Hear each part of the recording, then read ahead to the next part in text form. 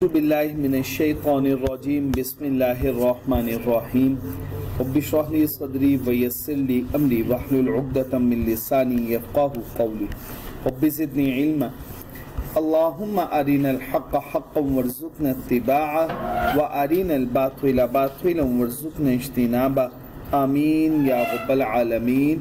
अल्लाहुम्मा तहिर क़ुलूबना मिनन निफ़ाक़ व अअमालना मिनर रिया व अलसिनतना मिनल कज़िब व अअयुनना मिनल ख़ियाना फ़इन्नका तअलमु ख़ाइनतल अअयुनि व मा तुख़फ़िस सुदूर आमीन या रब्बल आलमीन। अच्छा बच्चे, आप लोगों को मैंने इसके एमसीक्यूज़ भेज दिए थे, आप लोगों ने कर लिए हैं इसके? कोई कन्फ्यूजन, कोई प्रॉब्लम? अच्छा, ये आखिरी टॉपिक एक रह गया है, उसके बाद चैप्टर 8 स्टार्ट करते हैं बच्चे। बिस्मिल्लाहिर्रहमानिर्रहीम। आज आप लोगों को आपके टेस्ट भी वापस मिल गए, मैसेज आया ग्रुप में, आप ना रिसीव कर लीजिएगा, मैं आपको सॉल्व भी करवाऊंगा। ठीक हो गया? तो जो भी आपका टेस्ट था वो आप देख लीजिएगा, मैं उसके बाद आपको आज से आपके टेस्ट भी सॉल्व करवा दूंगा। ठीक हो गया? बिस्मिल्लाहिर्रहमानिर्रहीम। Saving and investment approach.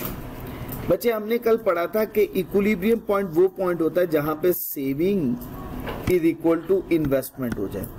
Saving किसके इक्वल हो जाए? इन्वेस्टमेंट के इक्वल हो जाए। सेविंग किसके इक्वल हो जाए? इन्वेस्टमेंट। अच्छा, अब वो कहता है कि अब इसके अलावा कितनी सिचुएशन हो सकती हैं? एक सिचुएशन ऐसे हो सकती है कि सेविंग इन्वेस्टमेंट के इक्वल ना हो, या तो ये सिचुएशन होगी कि सेविंग ग्रेटर देन इन्वेस्टमेंट हो, या ये सिचुएशन होगी कि सेविंग लेस देन इन्वेस्टमेंट हो।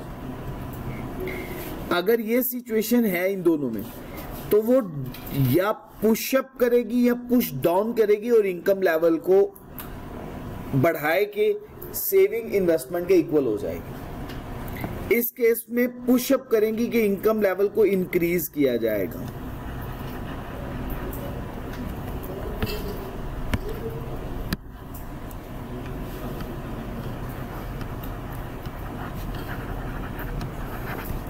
और इस केस में डिक्रीज इनकम लेवल।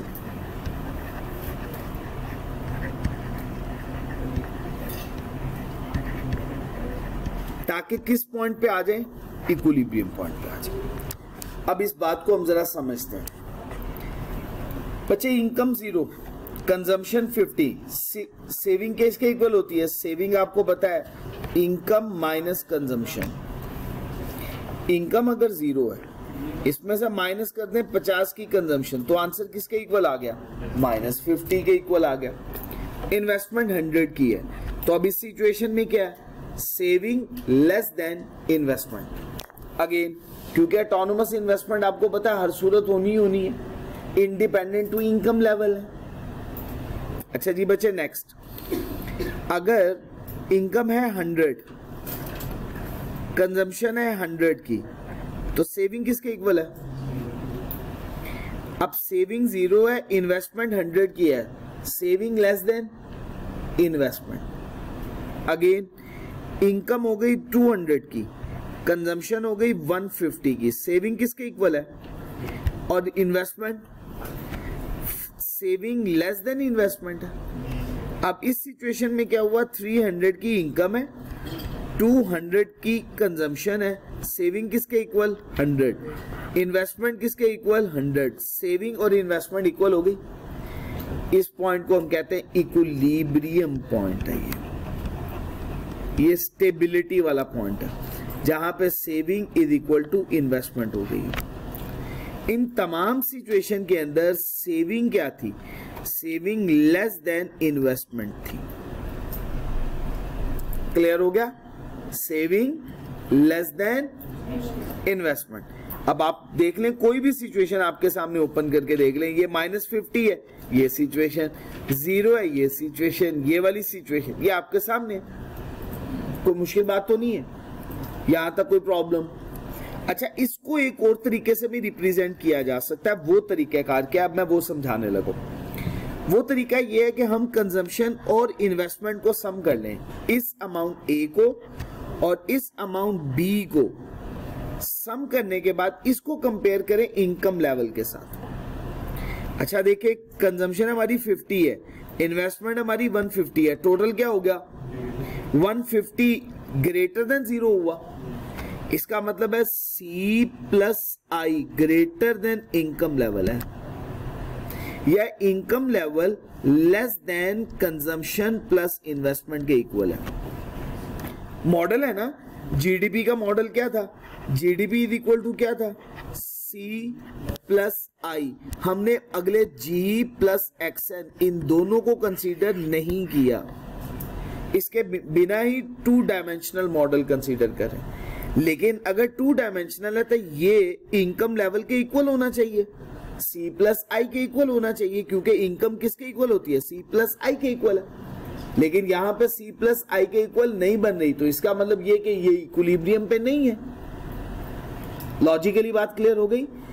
ये C प्लस आई किसके इक्वल होगा, इनकम के इक्वल, और वो इनकम के इक्वल नहीं है, वो इनकम को उसके इक्वल करने के लिए पुश अप करेगा या पुश डाउन करेगा। तो हमने ये बात पढ़ी। अच्छा इसके बाद देखिएगा, कंजम्पशन है बच्चे 100 की, इन्वेस्टमेंट है 100 की, टोटल सम करें, दोनों को सम किया कितना हुआ। अब इनकम कितनी है 100, इनकम लेस है, कंजम्पशन प्लस इन्वेस्टमेंट ज्यादा है। इसका मतलब ये दूसरी बात भी मैंने प्रूव कर दी आपको। नेक्स्ट 200 इनकम है, कंजम्पशन प्लस इन्वेस्टमेंट कितनी हो गई 250, तो ये 250 ग्रेटर देन 200 है या 200 लेस देन 250 है, ये भी बच्चे इक्वल नहीं है। बच्चे इस सिचुएशन के अंदर इनकम और कंजम्पशन प्लस इन्वेस्टमेंट दोनों क्या हो गई, इक्वल हो गई। तो ये दोनों बातें यहाँ पे दोनों कंडीशन पूरी हो रही हैं। पहली कंडीशन क्या, सेविंग इन्वेस्टमेंट के इक्वल है, या दूसरी क्या, income is equal to C plus I.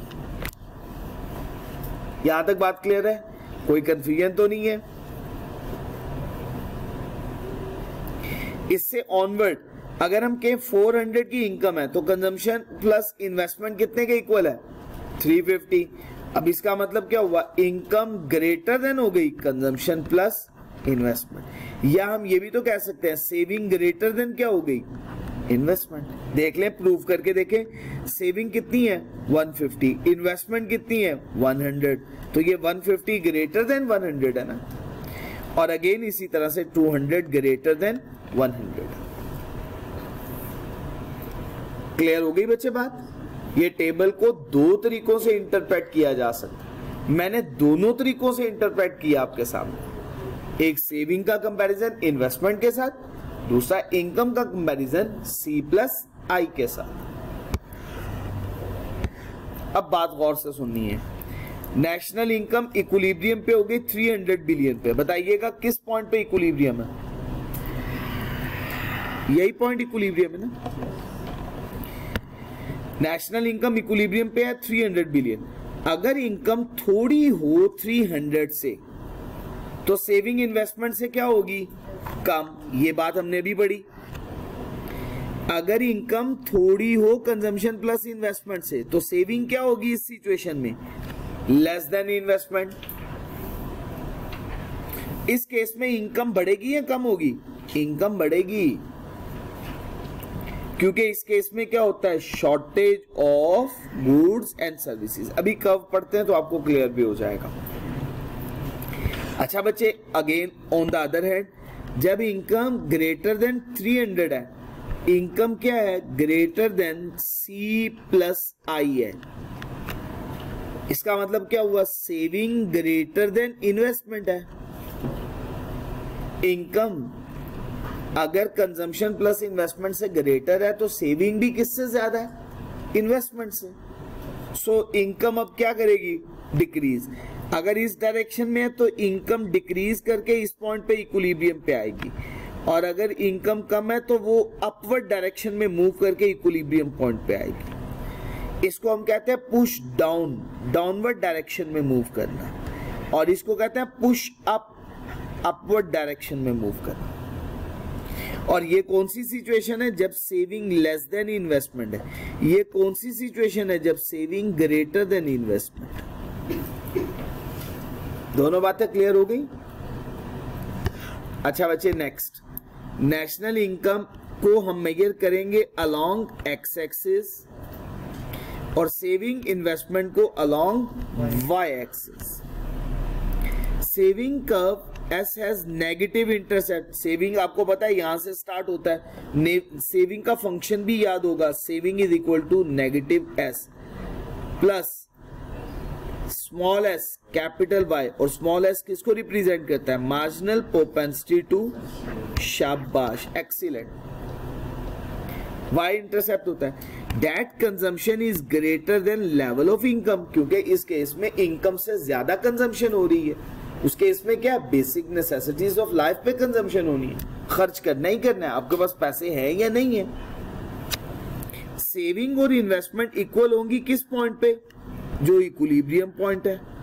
So Y E equilibrium level of output होगा any level of income other than Y E, या इस पॉइंट पे आप हो या आप इस पॉइंट पे हैं, वो कहलाएगा डिसइक्विलिब्रियम। जैसा कि y1 हो गया या y2 हो गया, वो स्टेबल सिचुएशन नहीं है। y1 level of investment greater है और सेविंग थोड़ी है, will be pulled to level of income y। Pulled का मतलब क्या होता है? ऊपर की तरफ खींचना। तो क्या हो गया? पुश अप या पुल अप। कन्वर्सली इसके बिल्कुल ऑपोजिट, अगर इनकम लेवल ज्यादा हो जाए YE से तो सेविंग ग्रेटर हो जाएगी। इन्वेस्टमेंट क्या करेगी? Pushed Y towards Y। तो क्या करेगी? वो इनकम को डिक्रीज करके YE पे इक्विलिब्रियम स्टेबल करने की कोशिश करेगी। Hence, level of income will be stable at point E where S is equal to I। हमारी इनकम वहां पे स्टेबल हो जाएगी जहां पे सेविंग किसके इक्वल हो जाएगी? इन्वेस्टमेंट।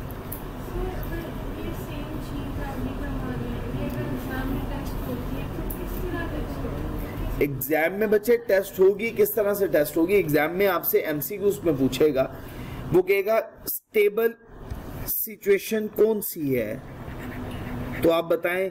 स्टेबल सिचुएशन में वो बता देगा saving is equal to investment, saving greater than investment, saving less than investment. आपको वो ये डायग्राम दे दे और वो कहे डायग्राम में से बताइएगा अगर इस पॉइंट पे हूं तो आपने पुशअप होगा, इनकम लेवल बढ़ेगा या इनकम लेवल डिक्रीज करेगा?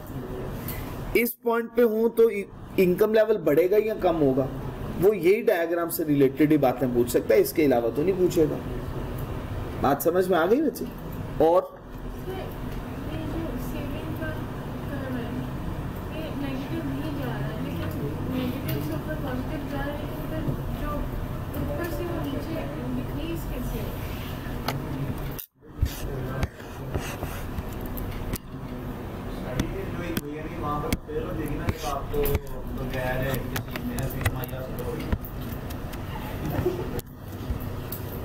देखो, बगैर मेहनत के जो आपको इनकम हासिल हो रही होती है वो भी हम ट्रांसफर पेमेंट्स में शामिल करते हैं। वो हाउस होल्ड कंजम्पशन का हिस्सा बन गई ना, कंजम्पशन सी का हिस्सा बनी, सी का हिस्सा बनी, और एक्सपेंडिचर मेथड से जब हम इनकम कैलकुलेट कर रहे हैं तो वो वाई का हिस्सा भी बन गई।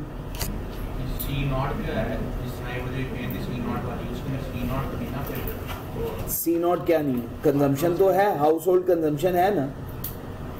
गरीब इंसान फाइनेंशियल असिस्टेंस से ही चाहे रोटी खरीद के लेके आए, कंजम्पशन तो उसकी है, वो अपनी जेब से पैसे दे या फाइनेंशियल असिस्टेंस की सूरत में पे करे। बच्चे इधर देखो,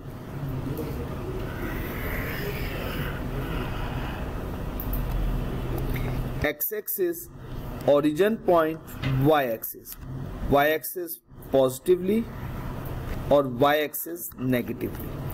जी बच्चे, हम यहां पे कंजम्पशन को मेजर करते हैं और साथ ही साथ बच्चे इसको मेजर करते हैं एंड सेविंग को।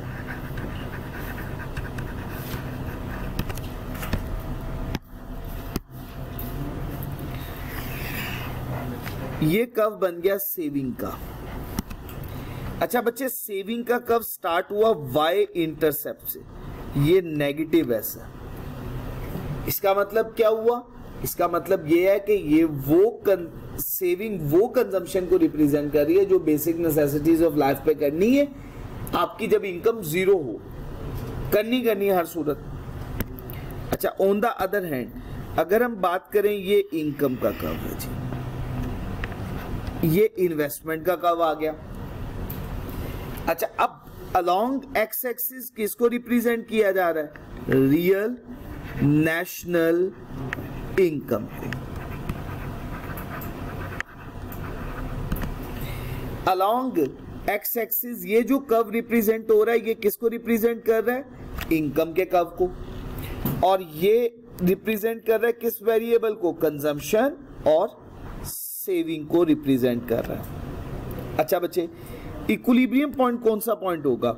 जहां पे saving is equal to investment हो जाएगी। अच्छा, अब लेट्स सपोज अगर सेविंग बढ़ गई है, बात समझनी है गौर से, अगर सेविंग ज्यादा हो गई है तो इसका मतलब सेविंग कभी भी कम नहीं हो सकती, डिक्रीज नहीं हो सकती, सेविंग हो सकती है। तो इसका मतलब वो इस डायरेक्शन में मूव कर सकती है या नहीं कर सकती, ऐसा है। अच्छा, अगर सेविंग हम ज्यादा करना चाहते हैं तो क्या सेविंग बढ़ नहीं सकती? बढ़ भी सकती है। इसका मतलब सेविंग ऐसा नहीं है कि अगर सेविंग एक दफा बढ़ गई तो कम नहीं हो सकती, और अगर कम हो गई दोबारा बढ़ नहीं सकती। Along the saving curve saving हमारी बढ़ भी सकती है, सेविंग हमारी कम भी हो सकती है। ये ऑटो एडजस्टेड प्राइस मैकेनिज्म होता है।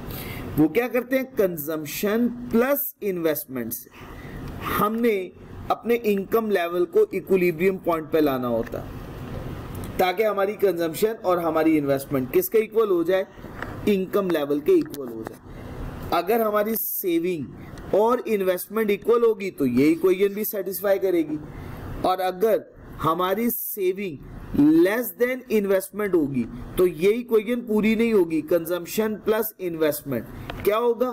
ग्रेटर देन इनकम लेवल होगा। और अगर ये पहली सिचुएशन हमने पढ़ी, अगर हमारी सेविंग ग्रेटर देन इन्वेस्टमेंट हो गई तो कंजम्पशन प्लस इन्वेस्टमेंट क्या हो जाएगा बच्चे? लेस देन इनकम लेवल हो जाएगा, या income level consumption plus investment से बढ़ जाएगा। अब अगर हम चाहते हैं कि हम स्टेबल सिचुएशन में आ जाए, हम अपनी सेविंग को इन्वेस्टमेंट के इक्वल कर लें, तो फिर इस सिचुएशन के अंदर हमें क्या करना पड़ेगा? इस सिचुएशन में हमें अपनी इनकम लेवल को अलोंग सेविंग बढ़ाना पड़ेगा, ताकि हमारी सेविंग भी बढ़े, इनकम बढ़ेगी, सेविंग भी बढ़ेगी। अच्छा, अगर हमारी इनकम ज्यादा है, कंजम्पशन प्लस इन्वेस्टमेंट कम है, तो फिर हमें क्या करना पड़ेगा? अपनी इनकम को रिड्यूस करना पड़ेगा। वो पुशअप करेगी इन्वेस्टमेंट, वो ताकि इस पॉइंट पे आ जाए। अच्छा, इनकम कम का मतलब ये कंजम्पशन बढ़ जाएगी। क्या हो जाएगी? इसका मतलब ये नहीं है कि आपको आपके एम्प्लॉयर ने 5 लाख रुपया दे दिया, आपने लाख रुपया वापस कर दिया, आपने कहा इनकम थोड़ी करनी है। नहीं, आप अपनी कंजम्पशन इंक्रीज कर। क्लियर हो गया यहाँ तक? तो ये बच्चे पॉइंट है। तो हम यहां से इस डायरेक्शन में मूव करेंगे या इस डायरेक्शन से इस डायरेक्शन पे मूव करेंगे?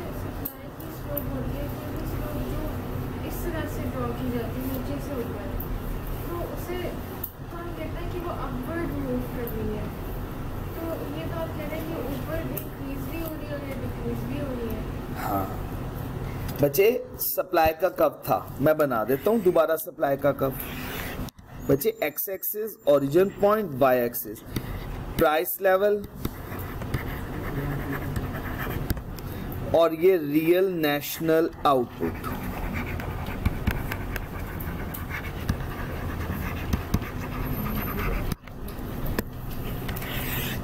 बच्चे, ये aggregate demand curve, short run aggregate supply curve. मैं अभी एक कर्व बना देता हूं, दूसरा कर्व मैंने इग्नोर कर दिया।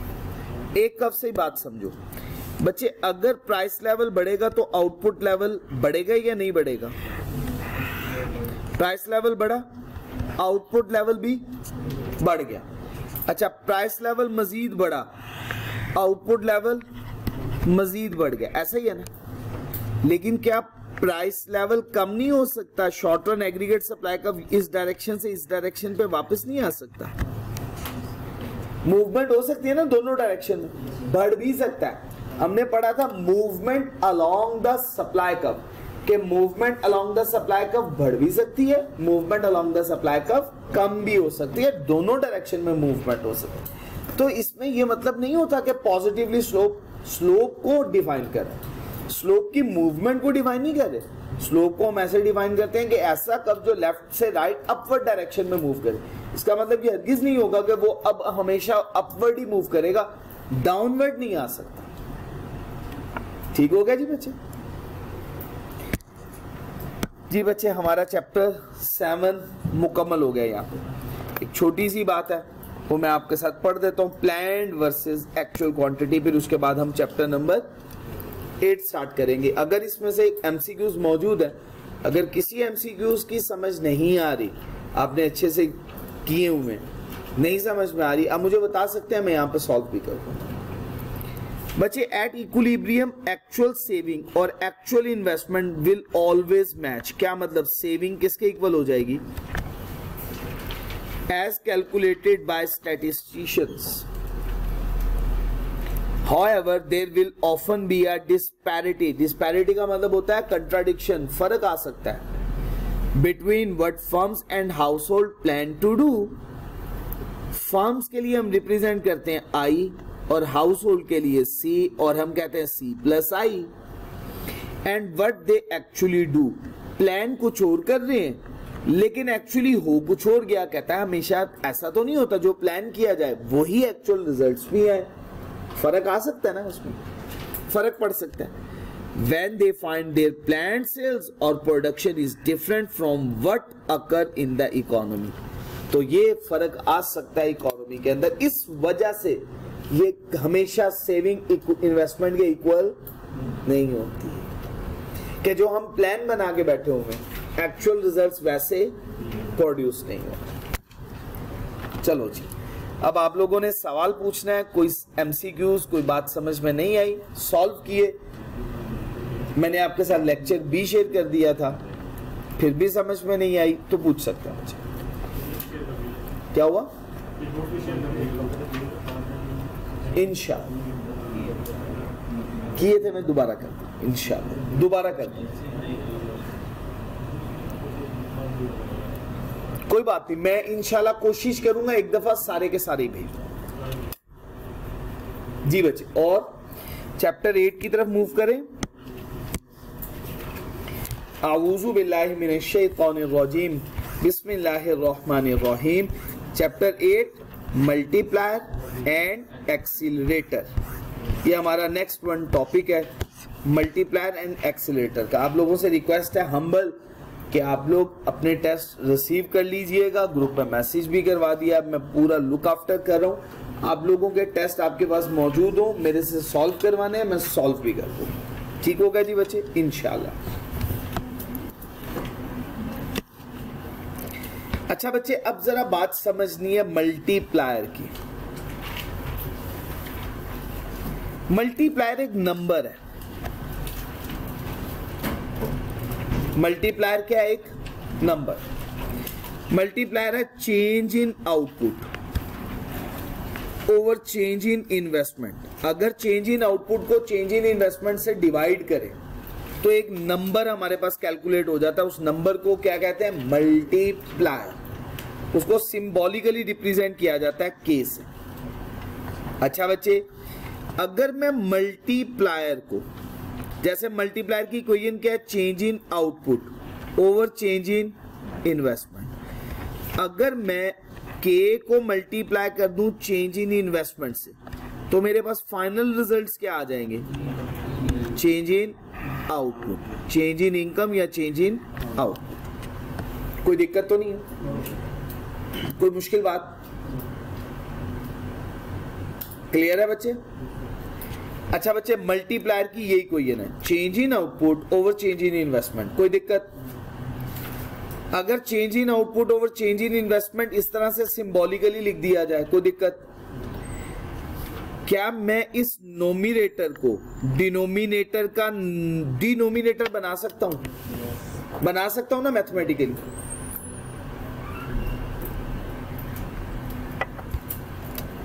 बच्चे मैंने बना लिया। ये इक्वेशन क्या हुई ये देखिएगा, मैं यहां पे लिखता भी हूं, K is equal to change in output over change in investment. K is equal to 1 over change in investment over change in output, ऐसा ही है। अभी हमने अब्दुल राफे साहब प्रूव किया कि सेविंग इन्वेस्टमेंट के इक्वल होगी एट इक्विलिब्रियम, ऐसा ही है, ये हमने प्रूव किया ना। अच्छा, अगर मैं कहूं कि सेविंग इन्वेस्टमेंट के इक्वल होगी तो मैं इसी इक्वेशन को ऐसे भी तो लिख सकता हूं, 1 over change in saving over change in output, ऐसे नहीं लिख सकता। आपको पता है change in saving over change in output किसके इक्वल होता है? मार्जिनल प्रोपेंसिटी टू सेव के इक्वल होता है। तो इसका मतलब है मल्टीप्लायर किसके इक्वल हो गया? 1 over marginal propensity to save के इक्वल होता है। बात क्लियर हो गई जी बच्चे? कोई कंफ्यूजन? आपको यह भी पता है मार्जिनल प्रोपेंसिटी टू सेव किसके इक्वल होता है? 1 माइनस मार्जिनल प्रोपेंसिटी टू, ये भी बच्चे बात क्लियर हो गई। तो इसका मतलब मैं इसी इक्वेशन को ऐसे भी तो लिख सकता हूं, k over 1 over 1 minus marginal propensity to consume,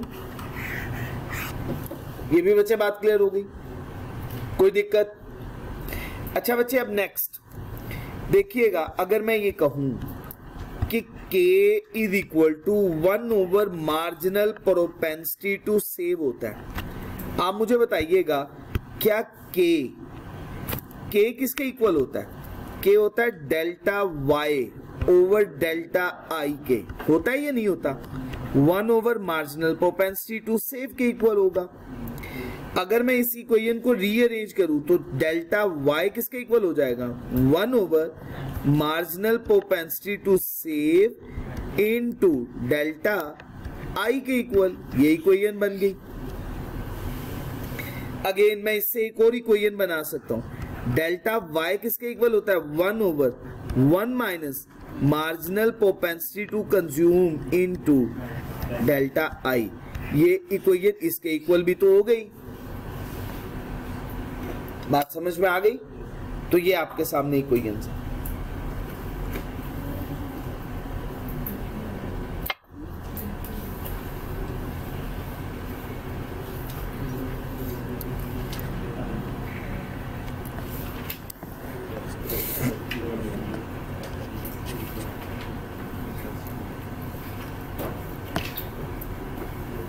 ये हैंडआउट्स में पूरी प्रूवन लिखी हुई, कोई दिक्कत नहीं।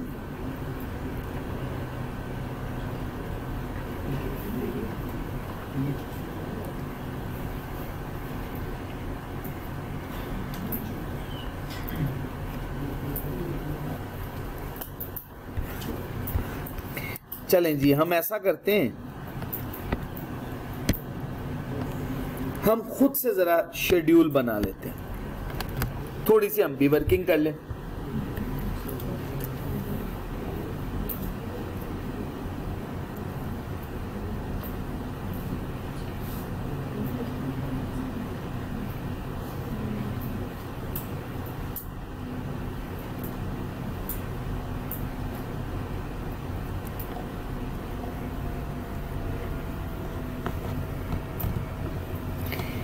आऊज़ु बिल्लाहि मिनश्शैतानिर रजीम, बिस्मिल्लाहिर रहमानिर रहीम।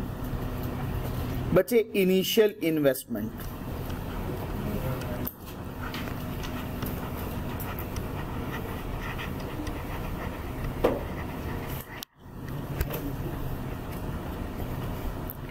मार्जिनल प्रोपेंसिटी टू कंज्यूम, उसकी बेसिस पे हमने कंजम्पशन कैलकुलेट करनी है।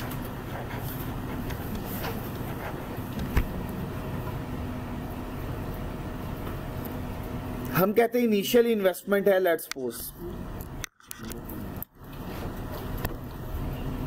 1000 की, मार्जिनल प्रोपेंसिटी टू कंज्यूम है 0.75, 75%। इसमें से कंजम्पशन कितनी होगी? 750 की। तो सेविंग कितने की है? सेविंग हो गई 250 की। कोई दिक्कत? ऐसा ही है। बड़ी तवज्जो से बात को समझना आप। अब जो बात करने लगा हूं बड़ी अहम है। जुबैर साहब ये जरा फैन ऑफ कर दीजिएगा।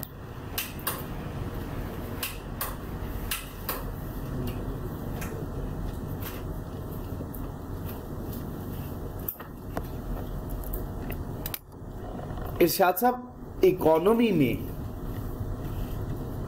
एक पर्सन के लिए अगर इनकम है तो दूसरे के लिए एक्सपेंस होता है। मैंने ये बात प्रूव करनी। आप कुछ पैसे लेके फ्रूट वाले के पास चले जाएं और उससे जाके 1000 रुपए का फ्रूट खरीद लें, आपके लिए ये 1000 रुपया क्या है? एक्सपेंडिचर। फ्रूट वाले के लिए 1000 रुपीज क्या चीज कंसिडर? आपके लिए इकोनॉमी में एक्सपेंस, फ्रूट वाले के लिए ये बात क्लियर होगी। 1000 रुपया वही वाला है। वो 1000 रुपया आप किसके पास है? फ्रूट वाला वो पैसे लेके वेजिटेरियन वाले के पास चला गया और उससे 1000 रुपए की वेजिटेबल्स बाय करके ले आया। अब वेजिटेबल्स वाले के लिए क्या बन गई? वही 1000 की, अब वो भी इनकम लिख रहा है। और फ्रूट वाले ने अपने पास क्या नोट कर लिया? अब वेजिटेबल वाला वो 1000 रुपए का नोट लेके ग्रोसरी वाली की शॉप पे जाके उससे ग्रोसरी की आइटम्स खरीद के ले आता। ग्रोसरी वाले के लिए और वेजिटेरियन के लिए। अब ये 1000 रुपए कितने नंबर ऑफ टाइम्स लोगों की इनकम बन रहा है? वो जितने नंबर ऑफ टाइम्स बन रहा है उसको कहते हैं मल्टीप्लायर। ये बात क्लियर होगी? कितने नंबर ऑफ टाइम्स ये हमारी इकोनॉमी के अंदर इनकम को इंक्रीज कर रहा है, जीडीपी को इंक्रीज कर रहा है, ये क्या कहलाएगा? मल्टीप्लाई। अच्छा, अगर हम इनकम कंसीडर करना चाहेंगे, क्या फ्रूट वाले के लिए 1000 रुपए इनकम नहीं मानी जाएगी? मानी जाएगी। वेजिटेरियन वाले के लिए मानी जाएगी। क्या ग्रोसरी वाली के लिए मानी जाएगी? तो ये क्या तीनों के लिए इनकम कंसीडर हो गई? इसी तरह से ये फ्लो होता चला जाएगा। इस कॉन्सेप्ट को हम बोलते हैं मल्टीप्लायर। जी अब्दुल राफे साहब,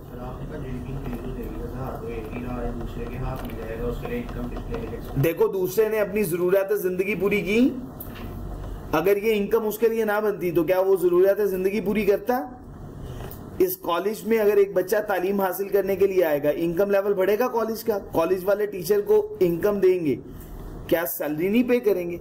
कॉलेज वालों ने अपने पहले इनकम रिकॉर्ड किया, फिर इसके लिए जो टीचर को फी मिली, पैसे रिसीव हुए, वो अपनी सैलरी रिकॉर्ड करेगा। तो इनकम तो रिकॉर्ड करनी है, तो वो दोनों की जीडीपी का हिस्सा बनी, क्योंकि हर पर्सन अपनी जरूरत को पूरा कर रहा है उससे, वो इंडिपेंडेंटली बात हो रही है। अच्छा, लेट्स सपोज इरशाद साहब के पास माशाल्लाह पैसा ही बहुत ज्यादा, इनकी इनकम में इंक्रीज आ गया 1000 रुपए का, इनको 1000 रुपए ज्यादा इनकम मिल गई, इन्होंने वो 1000 का 1000 पकड़ के अपने मनी बॉक्स में फेंक दिया, विड्रॉल हो गई। अब क्या ये फ्लो मल्टीप्लायर का इफेक्ट आगे फर्दर मूव होगा? खत्म हो गया। इसका मतलब है अगर लीकेज हो गई, मल्टीप्लायर का इफेक्ट। अच्छा, इरशाद साहब ने उस 1000 में से 500 रुपए खर्च किए, 50%, बाकी 50% अपने पास सेव कर लिए। अब मल्टीप्लायर का इफेक्ट किस पे आएगा? जो खर्च हुआ, जो सेव कर लिया उस पे इफेक्ट। इसका मतलब है सेविंग पे मल्टीप्लायर का इफेक्ट नहीं आएगा, क्योंकि सेविंग लीकेज है, सेविंग विथड्रॉल है। बात क्लियर हो गई? तो मैं यहां पे लिखने लगा हूं, सेविंग क्या है? लीकेज। सेविंग क्या है? विथड्रॉल। इस पे किसका इफेक्ट नहीं आएगा? मल्टीप्लायर का इफेक्ट नहीं आएगा। तो मल्टीप्लायर का इफेक्ट अब किस पे आएगा? कंजम्पशन पे। अब आप मुझे बताएं, अगला पर्सन कंजम्पशन, उसकी जो इनकम बनी है वो कितनी बनी है, या उसके पास इन्वेस्टमेंट में चेंज कितने का आया? 750 का या 1000 का या 250 का? 750 का, क्योंकि वो एक्चुअली कंज्यूम हुआ, वो सर्कल में फ्लो होगा, मूव करेगा circular flow of national income. 250 तो विड्रॉ कर गया, लीकेज हो गई, वो तो नहीं मूव करेगा। बात समझा पाए हो? फाइक साहब, क्लियर होगी बात? समी साहब, हमारी अजम्पशन है कि हर पर्सन 75% कंज्यूम कर रहा है, तो 750 का 75% बताइएगा कितनी अमाउंट बनती है?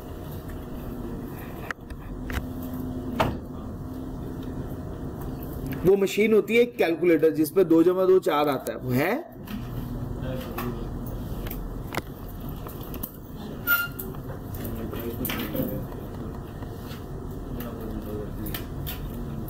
इस वन सब सॉल्व फॉर एक्स कर रहे हैं। 562.5 ठीक हो गया।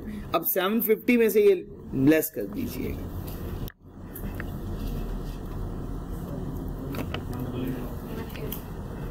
$187.5 जी। अब बात समझ में आई। अब मुझे बताएं अगले पर्सन पे इफेक्ट इसका कितने पे आएगा? शाबाश। और बच्चे मार्जिनल प्रोपेंसिटी टू कंज्यूम की परसेंटेज कितनी है? तो मल्टीप्लाई करके मुझे बताएं। मुर्तजा भाई क्यों चेंज नहीं होगी? चेंज कर दूं? बताएं कितनी करूं? हैं? कितने परसेंट करूं? चले 75% ही करना है। हमारी अजम्पशन है कि हमने मार्जिनल प्रोपेंसिटी टू कंज्यूम को चेंज नहीं करना। अगर ये चेंज होगी फिर मल्टीप्लायर की थ्योरी अप्लाई नहीं हो पाएगी। ये इसकी लिमिटेशंस है। There are some limitations of multiplier theory under which the theory is not या would not be applied. These are called the limitations of multiplier. ठीक होगा जी? अमाउंट बताइएगा। 421.9 140.62। अच्छा बच्चे, अब ये कंटिन्यू बात होती रहेगी। अब हमें के लिए वर्किंग नहीं करेंगे। टोटल रिजल्ट्स देखिएगा जी बच्चे।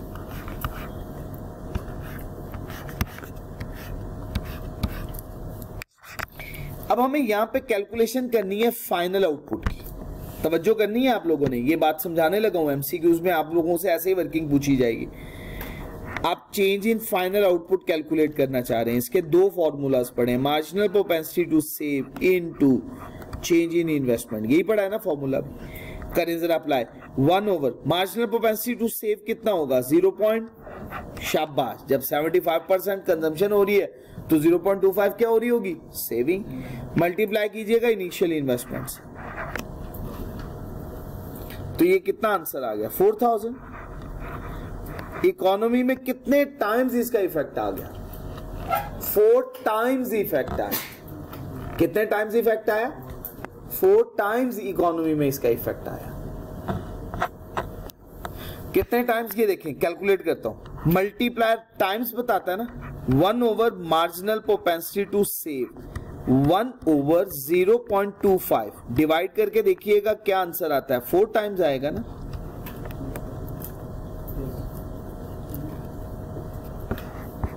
अच्छा बच्चे, इस 4000 का 75% अगर कंजम्पशन हो तो कितने की कंजम्पशन हो जाएगी इकोनॉमी में, और सेविंग कितने की हो जाएगी?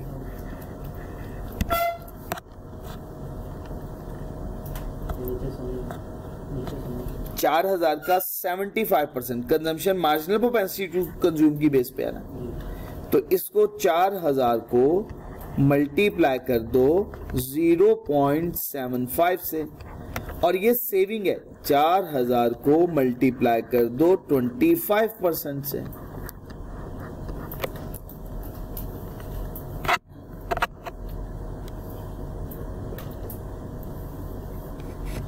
बात क्लियर हो गई जी? कोई confusion?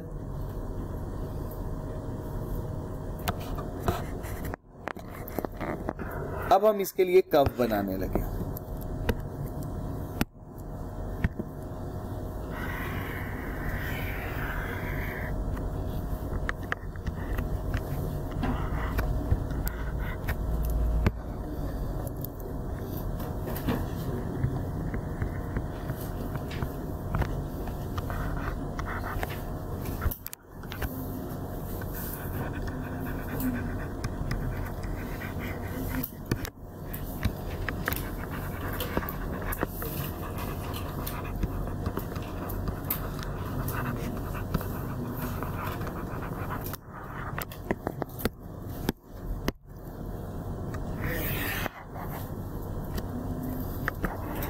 Saving, real national income.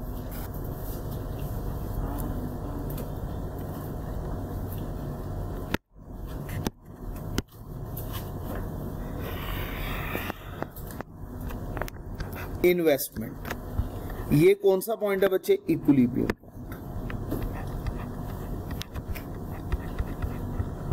अब मेरी बात समझनी है, इन्वेस्टमेंट इंक्रीज करके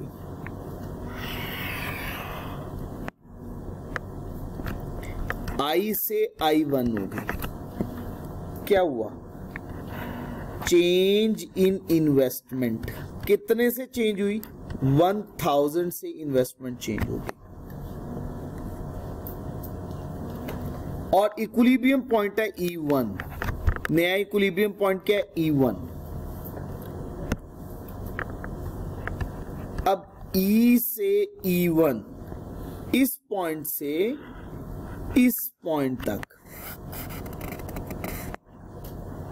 जो चेंज आ रहा है वो चेंज इन आउटपुट है, क्योंकि रियल नेशनल इनकम है। वो चेंज आ रहा है कितने में? 4000 रुपए में। 1000 रुपए का तो चेंज आना ही था। क्यों? क्योंकि 1000 रुपए से क्या बढ़ गई? इन्वेस्टमेंट। बाकी ये 3000 रुपए की वजह से इफेक्ट क्यों आया? Due to multiplier. किसकी वजह से? मल्टीप्लायर की वजह से।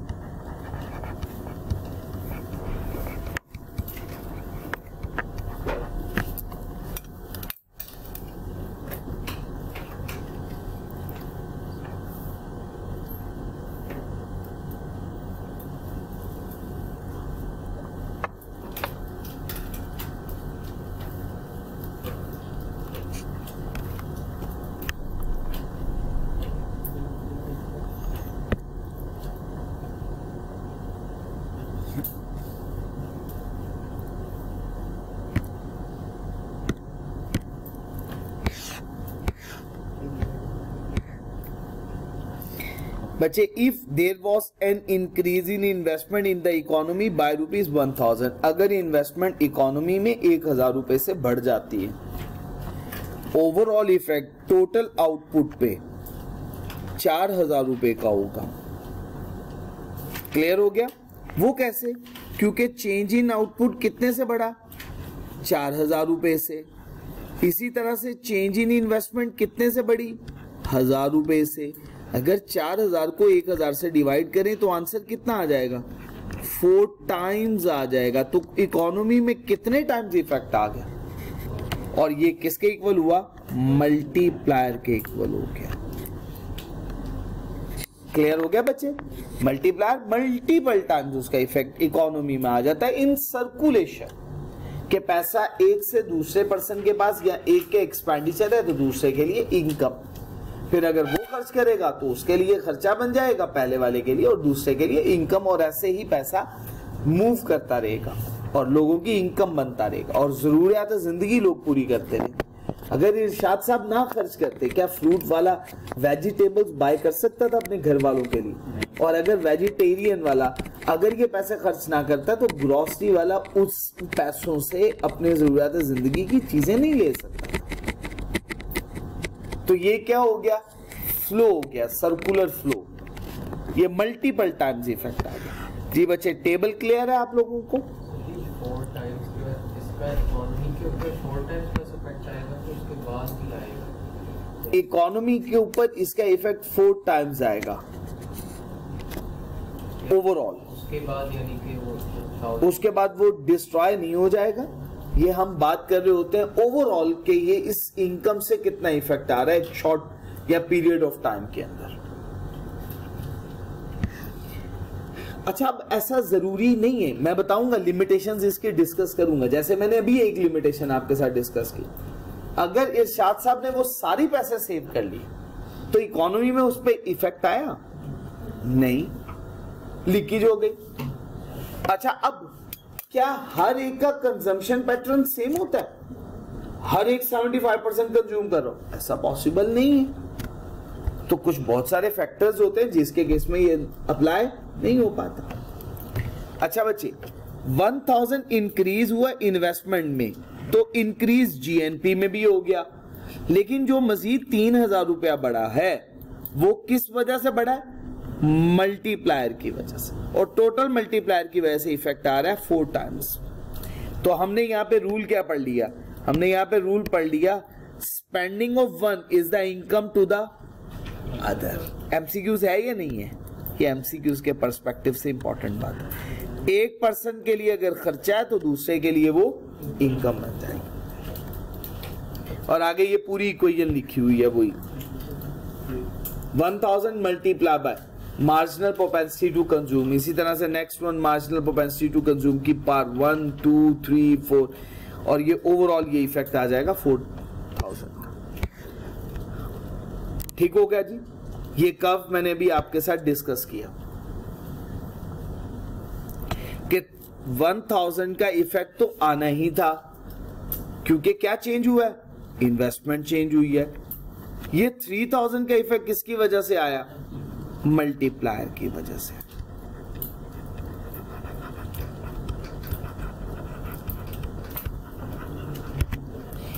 तो देखिए बच्चे, सेविंग का और इन्वेस्टमेंट का कर्व इंटरसेक्ट कर रहा है ई पॉइंट पे, और ये है equilibrium level of income.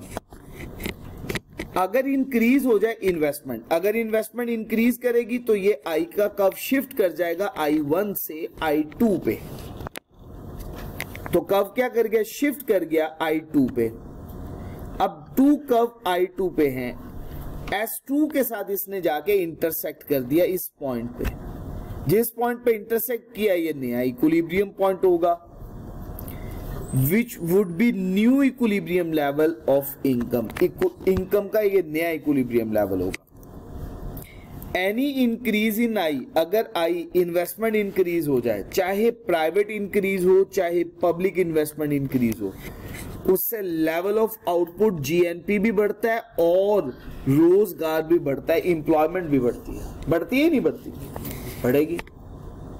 Investment private sector में हो पब्लिक सेक्टर में हो, कंजम्पशन बढ़ेगी, डिमांड फॉर गुड्स बढ़ेंगी, तो इन्वेस्टमेंट भी तो बढ़ेगी ना।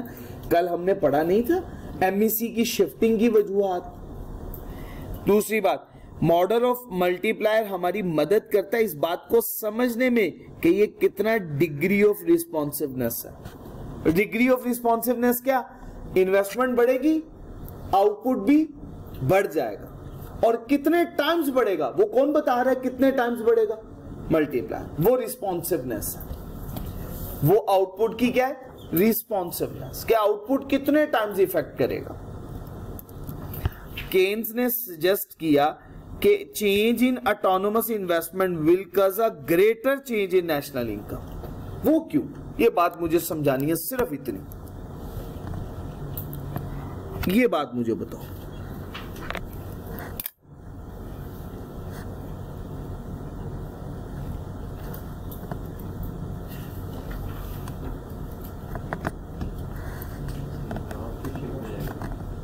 ऑटोनोमस इन्वेस्टमेंट है ना, जिसका मकसद मुनाफा कमाना for the welfare of the, और उससे सभी लोग ज्यादा से ज्यादा फायदा ले रहे होंगे, और वो कंजम्पशन होनी है, उससे ज्यादा से ज्यादा गुड्स एंड मैन्युफैक्चरिंग होनी है, तो उसका इकोनॉमी में इफेक्ट ज्यादा आएगा एज कंपेयर टू प्राइवेट, जो कि किन गुड्स पे की जाती है? Luxury goods. और वो कौन लोग खरीदते हैं? अमीर लोग। और ये हर एक के बस की बात, लेकिन बेसिक नेसेसिटीज ऑफ लाइफ वो तो हर एक फायदा उठाएगा, चाहे अमीर है चाहे। और प्राइवेट इन्वेस्टमेंट हमेशा लग्जरी गुड्स पे होती है, और उसका फायदा सिर्फ कौन लोग ले सकते हैं, या उस पे इन्वेस्टमेंट सिर्फ कौन लोग कर सकते हैं? अमीर लोग। ये फर्क होता है। समझ में आया जी बच्चे? This model consider change in exogenous investment only. Multiplier और मार्जिनल प्रोपेंसिटी टू कंज्यूम, ये बात मैं आपको समझाता हूं बच्चे। अगर मैं सवाल पूछ रहा हूं, सवाल का जवाब दीजिएगा सभी लोग। मल्टीप्लायर शीट आ गई है आपके पास, अटेंडेंस शीट। मल्टीप्लायर का रिलेशनशिप बताना है मार्जिनल प्रोपेंसिटी टू कंज्यूम के साथ। मल्टीप्लायर का रिलेशनशिप बताना है आपने मार्जिनल प्रोपेंसिटी टू सेव के साथ। रिलेशनशिप बताना है बच्चे। जी उजैर साहब, आप बताइएगा मल्टीप्लायर का मार्जिनल प्रोपेंसिटी टू कंज्यूम के साथ क्या रिलेशनशिप है? डायरेक्ट कैसे?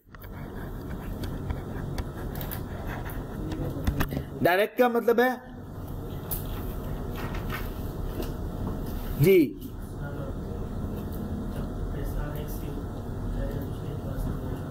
चलो जी मैं आपके साथ डिस्कशन करने लगा। बिल्कुल ठीक कहा आपने। लेट्स सपोज बच्चे 1000 रुपया है हमारी चेंज इन इन्वेस्टमेंट, सब लोगों ने पार्टिसिपेट करना। अगर मार्जिनल प्रोपेंसिटी टू कंज्यूम मैं कह दूं 75% है, तो मुझे कैलकुलेट करके बताएं चेंज इन आउटपुट का आंसर कितना होगा। जल्दी से करो, सभी लोग करो। 4000 चलो मान ली आपकी बात। अब मैं चेंज करने लगा, मैं कहता हूं चेंज इन इन्वेस्टमेंट 1000 है। बच्चे इधर तवज्जो करो, मार्जिनल प्रोपेंसिटी टू कंज्यूम 80% है। अब आपने मुझे बताना है चेंज इन आउटपुट कितना है। बच्चे जल्दी से कैलकुलेट करके बताओ। 5000। तो बच्चे अब आप मुझे बताएं डायरेक्ट रिलेशनशिप ना हुआ कि अगर मार्जिनल प्रोपेंसिटी टू कंज्यूम बढ़े तो चेंज इन आउटपुट भी बढ़ जाएगा। बच्चे बात क्लियर हो गई? तो क्या पढ़ा हमने? अगर marginal propensity to consume increase करे तो चेंज इन आउटपुट भी बढ़ जाएगा। अगर marginal propensity to consume decrease करे तो चेंज इन आउटपुट भी कम हो जाएगा। तो क्या रिलेशनशिप हुआ? डायरेक्ट। अच्छा अब ऑन द अदर हैंड अगर मैं कहूं मार्जिनल प्रोपेंसिटी टू सेव के साथ क्या रिलेशनशिप है, क्या कहेंगे? इनडायरेक्ट। चलो मैं मान लेता हूं आपकी बात। अब हम प्रूव भी करते हैं। अगेन वही डाटा, चेंज इन इन्वेस्टमेंट है 1000 की, मार्जिनल प्रोपेंसिटी टू सेव 75% के ऑपोजिट होगी 25%। आपने मुझे बताना है चेंज इन आउटपुट कितना होगा? 4000 ही होगा। अब मैं कह देता हूं चेंज इन इन्वेस्टमेंट वही है, 1000 रुपया ही है, but marginal propensity to save हमारी कम हो गई, 20% है। अब आप मुझे बताइएगा चेंज इन आउटपुट का आंसर कितना होगा? 5000। अब रिलेशनशिप देख के बताइएगा। बच्चे सेविंग कम हुई, आउटपुट बढ़ गया, तो रिलेशनशिप नेगेटिव हुआ या डायरेक्ट हुआ? Negative, indirect, inverse relationship. उसकी रीजन क्या है? बच्चे multiplier is equal to 1 over marginal propensity to save होता है। इसका मतलब है मल्टीप्लायर का इनवर्स रिलेशनशिप है मार्जिनल प्रोपेंसिटी टू सेव के साथ। ठीक हो गया जी बच्चे? इनवर्स रिलेशनशिप है मार्जिनल प्रोपेंसिटी टू सेव के साथ मल्टीप्लायर का। एग्री?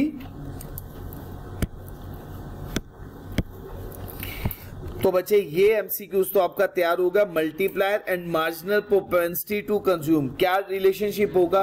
डायरेक्ट।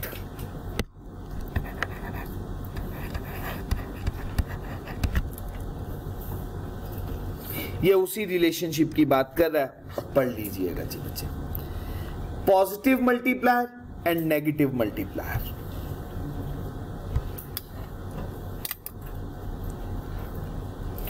पॉजिटिव मल्टीप्लायर का मतलब होता है अगर ग्रेटर इंक्रीज हो रहा हो फाइनल आउटपुट में, इन्वेस्टमेंट में थोड़ा चेंज लेकिन आउटपुट में चेंज ज्यादा, पॉजिटिव। अच्छा अब नेगेटिव का मतलब क्या है? आउटपुट में चेंज अगर थोड़ा हो रहा हो और फॉल हो रहा हो, डिक्रीज हो रहा हो और टाइनी डिक्रीज आ रहा हो इन्वेस्टमेंट के अंदर। इन्वेस्टमेंट थोड़ी कम हुई लेकिन आउटपुट ने भी तो कम ही होना था, लेकिन आउटपुट ज्यादा डिक्रीज कर गई, तो इसे क्या बोलेंगे? इसे हम बोलेंगे नेगेटिव मल्टीप्लायर। क्या वर्ड बोलेंगे? नेगेटिव। पॉजिटिव मल्टीप्लायर क्या है? पॉजिटिव मल्टीप्लायर में हमने बोला अगर इन्वेस्टमेंट बढ़े, इंक्रीज करे, इन्वेस्टमेंट के बढ़ने की वजह से आउटपुट भी बढ़ जाए और आउटपुट में इंक्रीज ज्यादा आए, ये क्या कहलाएगा बच्चे? पॉजिटिव। बात समझ में आ गई? कोई मुश्किल बात तो नहीं है, बात समझ में आई? रिपीट करता हूं, इन्वेस्टमेंट बढ़े आउटपुट ज्यादा मिकदार से बढ़े पॉजिटिव, इन्वेस्टमेंट कम हो आउटपुट ज्यादा मिकदार से कम हो नेगेटिव मल्टीप्लायर। जी अगर आउटपुट से बढ़ने से जो है वो आउटपुट रिवर्स हो जाएगा, वो एक्सीलरेटर थ्योरी है, थ्योरी बदल दी आप, डायरेक्शन सेम रखनी है। ये ऊपर वाले में तो है ना कि बढ़ने से ज्यादा बढ़ेगा, अगर हाँ, वो रिलेशनशिप यही था, इन्वेस्टमेंट बढ़े, इन्वेस्टमेंट के बढ़ने से आउटपुट बढ़ेगा। ये नहीं हम कह रहे कि आउटपुट के बढ़ने से इन्वेस्टमेंट बढ़ेगी, ये थ्योरी बदल जाएगी। इन्वेस्टमेंट के बढ़ने से ज्यादा बढ़े तो वो पॉजिटिव है, पॉजिटिव, इन्वेस्टमेंट के बढ़ने से इन्वेस्टमेंट के बढ़ने से कम बढ़े, इन्वेस्टमेंट बढ़ जाए आउटपुट में इफेक्ट ज्यादा ना आए, आउटपुट में इफेक्ट कम आए, तो वो पॉजिटिव डायरेक्शन में ही देगा। नेगेटिव डायरेक्शन में सिर्फ एक ही बात कि अगर इन्वेस्टमेंट में कमी हो और आउटपुट में डिक्रीज ज्यादा मिकदार से आ जाए तो हम नेगेटिव। ऊपर था कि एमपीसी से डायरेक्ट रिलेशन है, तो अगर 1 माइनस एमपीसी से रिलेशन कुछ तब भी देखो डिनोमिनेटर में ये इसके लिए हमने यूज किया हुआ है 1 minus marginal propensity to consume, relationship वही रहना, ये एमपीएस का फॉर्मूला है, ये बात क्लियर है? तो देखो याद रखना, इसका रिलेशनशिप एमपीसी के साथ डायरेक्ट है, एमपीएस के साथ इनवर्स रिलेशनशिप। हाँ बिल्कुल, वो कंजम्पशन के साथ पूछेगा या सेविंग के साथ पूछेगा, वो ऐसे नहीं पूछेगा कि खुद ही सोच के बताओ। हाँ फॉर्मूले के मुताबिक ये देखें 1 माइनस लगा हुआ है ना, 1 माइनस लगा हुआ, स्ट्रेट फॉरवर्ड नहीं है। अगर स्ट्रेट फॉरवर्ड एमपीएस या एमपीसी हो फिर डायरेक्ट रिलेशनशिप, लेकिन अगर 1 माइनस हो गया तो फिर डिफरेंट हो गया रिलेशनशिप, फर्क हो गया। अच्छा जी बच्चे अब आ जाइएगा, यहां तक कोई सवाल पूछना है, कोई बात पूछनी है पूछ सकते हैं। ये तो चैप्टर ही, ये तो बहुत सिंपल सा छोटा सा चैप्टर है और आप लोग ढीले पड़े हो गए।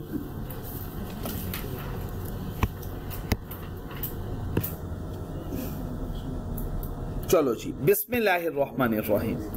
बच्चे अब हम पढ़ने वाले अजम्पशंस ऑफ मल्टीप्लायर। क्या पढ़ने वाले? Assumptions of multiplier. पहली अजम्पशन क्या थी? मार्जिनल प्रोपेंसिटी टू कंज्यूम की परसेंटेज चेंज नहीं होगी। जैसे मैंने टेबल बनाते हुए क्या अज्यूम की थी और मैंने इसको चेंज, पहली बात क्लियर होगी। पहला क्या पढ़ा? कांस्टेंट मार्जिनल प्रोपेंसिटी टू, कोई मुश्किल बात हो, आसान है, समझ भी आ गई। मुर्तजा भाई दूसरा पॉइंट, अगर कोई पर्सन या इकोनॉमी में मुसलसल कंजम्पशन होगी तो ये रूल अप्लाई होगा। जैसे हमने कहा पहले ने 1000 रुपया अर्न किया, उसने दूसरे को दे दिया, दूसरे ने 750, फिर 562, ये मुसलसल कंजम्पशन होगी तो मल्टीप्लायर की थ्योरी अप्लाई होगी। जहां पे कंजम्पशन रुकी मल्टीप्लायर की थ्योरी वहां पे स्टक हो जाएगी, नहीं अप्लाई हो पाएगी। तो क्या जरूरी है? Continuous spending. दो बातें याद करें, पहली बात कांस्टेंट मार्जिनल प्रोपेंसिटी, दूसरी बात कॉन्टिन्यूअस स्पेंडिंग। जी बच्चे, माहम शफीक बच्चे मौजूद है, अटेंडेंस लगी हुई है। हाँ माहम शफीक बच्चे दोनों बातें रिपीट करो। शाबाश, हाँ ये दोनों बातें याद हो गई। मार्जिनल प्रोपेंसिटी टू कंज्यूम क्या रहेगी? कांस्टेंट, और स्पेंडिंग भी क्या होगी बच्चे? मुसलसल। तीसरा पॉइंट, प्राइस लेवल में कोई चेंज नहीं आना चाहिए, उससे परचेजिंग पावर कम हो जाएगी, इफेक्ट हो जाएगी, इनकम लेवल पे इफेक्ट आ जाएगा। तो तीसरी बात हमने क्या पढ़ लिया? नो चेंज इन, क्लियर हो गया जी। प्राइसेस में कोई चेंज नहीं आएगा, प्राइस लेवल में कोई चेंज नहीं आएगा, उससे कंज्यूमर का कंजम्पशन पैटर्न क्या कर जाता है? इफेक्ट हो जाता है। जब चीजें महंगी हो जाती हैं लोग उसको खरीदना कम कर देते हैं और इंतजार करते हैं जब सस्ती होंगी तब खरीदेंगे। तो वो क्या करते हैं? पोस्टपोन करते हैं अपनी कंजम्पशन को, सेविंग कर लेते हैं। जी बात क्लियर हो गई जी। 3 बातें अभी तक पढ़ ली, जुबैर साहब रिपीट कीजिएगा। पहली बात, शाबाश, मुसलसल स्पेंडिंग होनी चाहिए। Third one, no change in price level. जी अब्दुल राफे साहब रिपीट करें। शाबाश, ठीक हो गया जी। उजैर साहब जाग रहे हैं? जाग रहे हैं ना? चले आपसे भी सुनना है हमने। Full employment has not achieved, full employment level अभी अचीव नहीं हुआ हो। अगर फुल एम्प्लॉयमेंट लेवल अचीव ना हुआ हो तो फिर ये अप्लाई हो सकती है, अदरवाइज नहीं अप्लाई हो सकती। अब कौन बताना चाहेगा इस पॉइंट के बारे में? खुद पूछूं या आप खुद बता रहे हैं?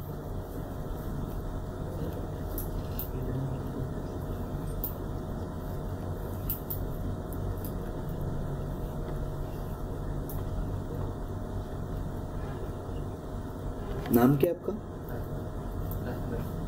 अहमद साहब बता रहे।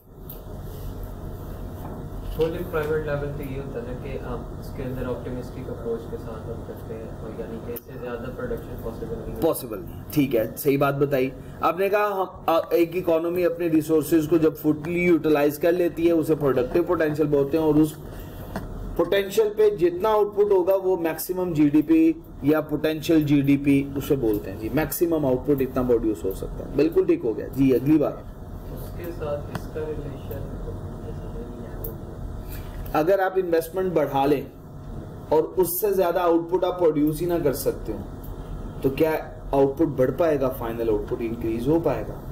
एक दफा आपने प्रोडक्टिव पोटेंशियल अचीव कर लिया, फुल एम्प्लॉयमेंट लेवल अचीव कर लिया, उसके बाद इन्वेस्टमेंट अगर कर भी डाली तो आउटपुट तो नहीं बढ़ेगा, तो फिर उसमें मल्टीप्लायर का इफेक्ट नहीं आएगा। तो फिर हमारी असम्पशन क्या है? पोटेंशियल, प्रोडक्टिव पोटेंशियल आपने अचीव या फुल एम्प्लॉयमेंट लेवल अचीव नहीं किया हुआ हो। बात समझ आ गई?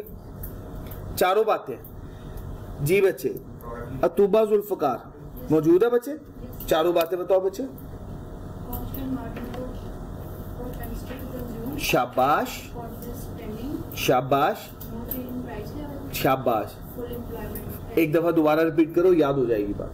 सबसे पहले कांस्टेंट एमपीसी, शाबाश। उसके बाद कॉन्टिन्यूअस स्पेंडिंग, शाबाश। उसके बाद नो चेंजिंग प्राइस लेवल, ठीक हो गया। फोर्थ वन है फुल एम्प्लॉयमेंट लेवल। शाबाश, बिल्कुल ठीक हो गया जी। तो वो जो उसके अंदर पॉइंट, चौथे पॉइंट में लिखा है इन्फ्लेशन, उसको ऐसे हो लीजिए कि जब इन्वेस्टमेंट ज्यादा होगी तो प्राइस, तो हमने कहा था it just push up the price level. एक दफा आपने अचीव कर लिया, उसके बाद अगर आप एग्रीगेट डिमांड बढ़ाएंगे तो वो आउटपुट तो बढ़ना नहीं है, उससे कॉस्ट ऑफ प्रोडक्शन बढ़ जाएगी, शॉर्ट रन एग्रीगेट सप्लाई का फॉल कर जाएगा, प्राइस लेवल इंक्रीज हो जाएगा। आउटपुट गैप में हमने इन्फ्लेशन यह पढ़ा था, आपको याद होगा, पॉजिटिव गैप। बात क्लियर हो गई जी? तो ये लीड टू इन्फ्लेशन की तरफ ले जाएगा। कोई मुश्किल बात? वही वाली बात पुरानी रिपीट हो रही है। आखिरी बात, no change in tax rate. Tax rate में कोई चेंज? टैक्स रेट भी एक लीकेज है, उसमें भी चेंज नहीं आना चाहिए, ये भी विड्रॉल है।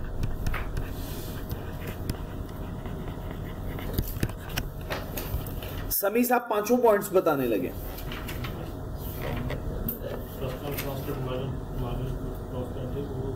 हाँ, शाबाश शाबाश शाबाश, ठीक हो गया। दोबारा बताइएगा, अब याद हो जाएगा। ठीक हो गया, ठीक है, ठीक है, ठीक हो गया, ठीक हो गया जी। नेक्स्ट, उजैर भाई याद हो गया आपको? रिपीट करते हैं, ठीक है।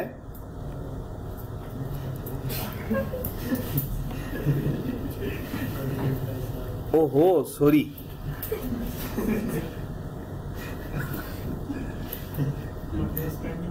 ठीक हो गया। अब मैंने कल ना इसके बगैर सुनना है पूरा चैप्टर इंशाल्लाह।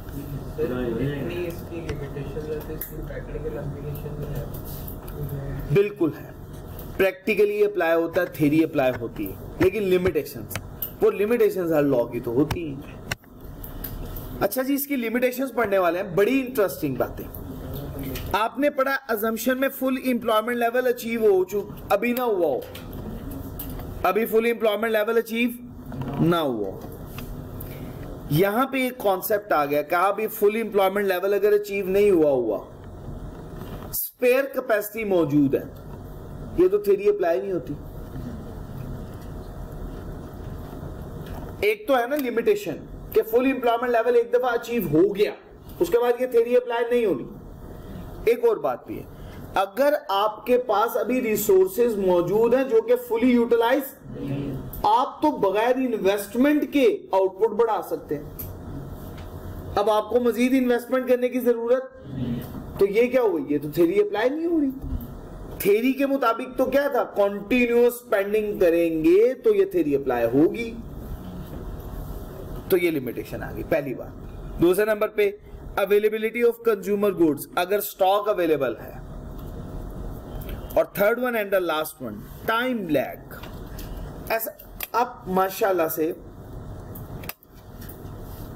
आज आपको होश के नाखून अगर आ जाएं तो होश के नाखून लें और कहें जी के टाइम बहुत शॉर्ट रह गया हुआ है, अब से हमने पीआरसी की तैयारी अच्छे तरीके से करनी है, और आप जाते ही आज सोच लें कि सुबह आएंगे और इकोनॉमिक्स की पूरी किताब याद हो गया। नहीं, इसमें भाई इतने एग्रेसिव मत हो, ये इस पे जरा टाइम लगता है, टाइम लैग पॉलिसी बनाने में और पॉलिसी के रिजल्ट्स आने में टाइम लैग है, उसमें एक टाइम लगेगा, एक डिले आएगा, एक्शन में और रिएक्शन में एक गैप आएगा, उसे हम क्या बोलेंगे, टाइम लैग।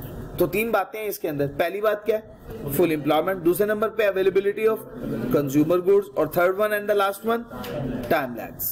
कोई मुश्किल बात तो नहीं है बच्चे, ठीक हो गया।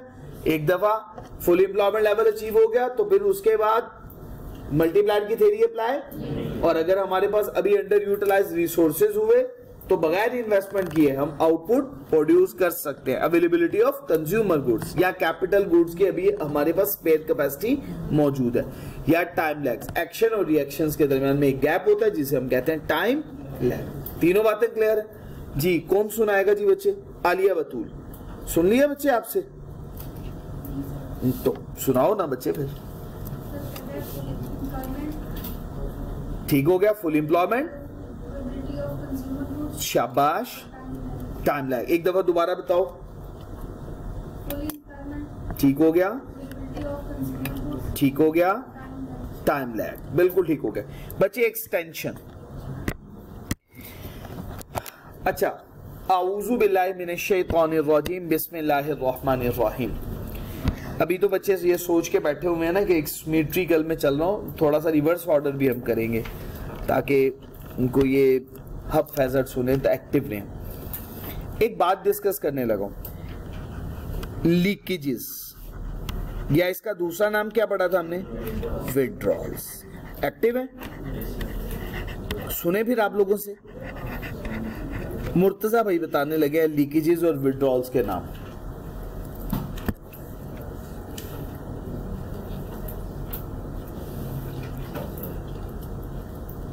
नहीं, इन्ना लिल्लाहि व इन्ना इलैहि राजिऊन। आयशा आजम मौजूद है बच्चे? हाँ, आयशा आजम बच्चे बताओ लीकेजेस। सेविंग, शाबाश, एक्सीलेंट, बिल्कुल ठीक है। इंपोर्ट्स, ये तीन की तीन क्या है, लीकेजेस। सेविंग के लिए एस, टैक्स के लिए टी, और इंपोर्ट्स के लिए एम। इसकी मार्जिनल प्रोपेंसिटी टू सेव कहलाती है, पढ़ चुके हुए हैं। इसके लिए क्या कहलाएगी, मार्जिनल प्रोपेंसिटी टू टैक्स, और इसके लिए क्या कहलाएगी, मार्जिनल प्रोपेंसिटी टू इंपोर्ट्स। इन तीनों को कंबाइन कर दें तो इसकी एक्सटेंशन फुल लेंथ फॉर्मूला बन जाएगा, marginal propensity to save, marginal propensity to taxes plus marginal propensity to imports. ये पूरा का पूरा फॉर्मूला होता है एक्सटेंडेड फॉर्मूला मल्टीप्लायर का। पहले में हमने सिर्फ एक को फैक्टर को कंसीडर किया था, अब हमने तमाम जितने भी फैक्टर्स थे, जितने भी लीकेजेस थे, उन सबको कंसीडर कर लिया। ठीक हो गया जी बच्चे?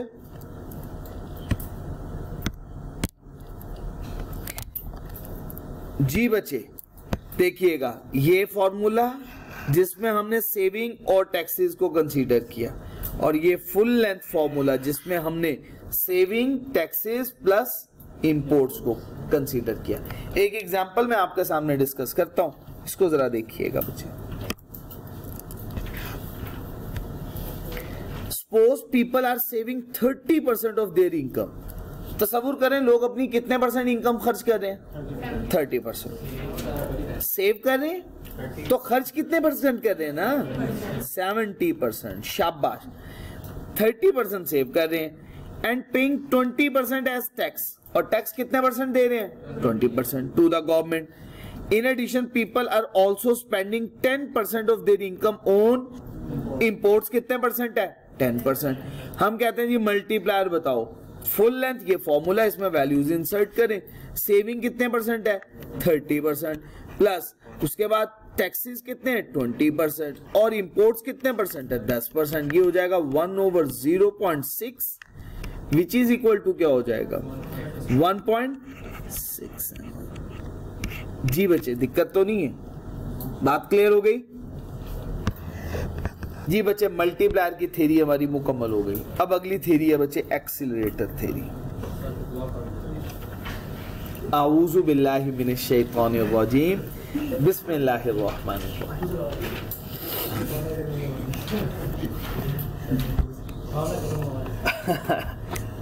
जी बच्चे अगला कॉन्सेप्ट है हमारा एक्सीलरेटर का।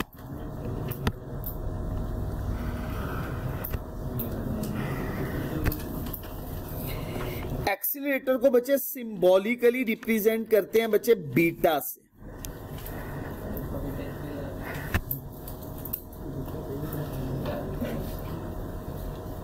पहले हमने मल्टीप्लायर में ये कॉन्सेप्ट पढ़ा कि इन्वेस्टमेंट बढ़ेगी तो आउटपुट भी बढ़ेगा। अब हम कह रहे हैं कि अगर आउटपुट बढ़े तो इन्वेस्टमेंट भी बढ़ती है। आउटपुट का इन्वेस्टमेंट के साथ डायरेक्ट रिलेशनशिप। क्या मैं कह रहा हूं बात? आउटपुट का इन्वेस्टमेंट के साथ डायरेक्ट रिलेशनशिप मींस आउटपुट बढ़े तो इन्वेस्टमेंट भी बढ़ जाएगी। Demand for capital good is derived demand.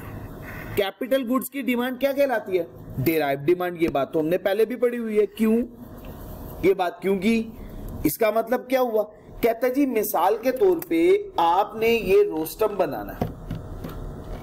ये रोस्टम बनाने के लिए आपको प्लांट एंड मशीनरी की जरूरत है, इन्वेस्टमेंट की जरूरत है ताकि लकड़ी खरीद के ला सके। फैक्ट्री जहां पे बनाना है उसकी जरूरत है। तो इन सब चीजों की डिमांड बढ़ जाएगी। वो सब चीजें क्या है? इन्वेस्टमेंट। तो कैपिटल गुड की अगर डिमांड बढ़ेगी तो साथ ही साथ किसकी डिमांड भी बढ़ जाएगी? इन्वेस्टमेंट की।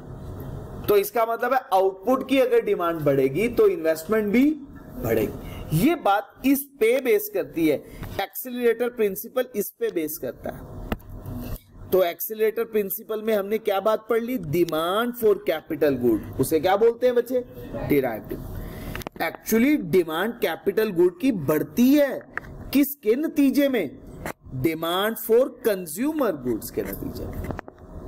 और कैपिटल गुड की डिमांड कहलाती है इन्वेस्टमेंट, और कंज्यूमर गुड की डिमांड चेंज इन आउटपुट।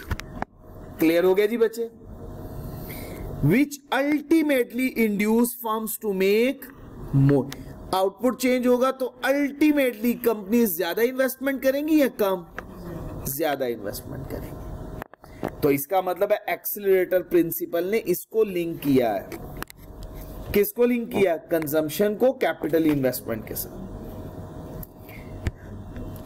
अच्छा बच्चे ये अब आपने याद रखनी है, ये इसकी डेफिनेशन।